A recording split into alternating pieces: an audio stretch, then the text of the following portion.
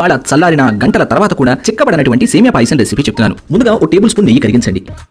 ఇందులో పావు కప్పు జీడిపప్పు వేసి లో ఫ్లేమ్ మీద లైట్ గోల్డెన్ బ్రౌన్ కలర్ వచ్చేంత వరకు వేపండి చాలు. 2 టేబుల్ స్పూన్ల ఎండు ద్రాక్ష వేసి ద్రాక్షను పొంగించండి. ఇప్పుడు మిగిలిన నెయ్యిలో ఒక కప్పు అంటే 100 గ్రాముల సేమియా. ఈ 100 గ్రాముల సేమియాని నెమ్మదిగా కలుపుతూ లైట్ గోల్డెన్ బ్రౌన్ కలర్ వచ్చేంత వరకు వేపండి. నేను రెగ్యులర్ సేమియానే వాడుతున్నాను, నాన్ ఫ్రైడ్ సేమియా.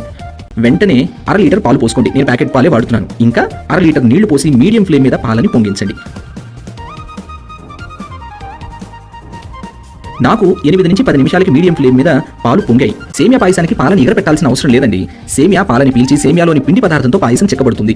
అప్పుడు ఇందులో 4 యాలకుల్ని దంచిన పొడి, ఇంకొక 3/4 కప్పు నుంచి 1 కప్పు దాకా లేదా మీకు తీపి సరిపోయినంతగా పంచదార వేసుకోండి. నేను 1 కప్పు దాకా వేశాను. ఇంకా ఇందాక వేపుకొని ఉంచుకున్నటువంటి డ్రై ఫ్రూట్స్ దింపేసేయండి. దింపే సమయానికి చూడండి ఈ జారుగా ఇంత పలుచగా ఉన్నట్లుగా ఉందా?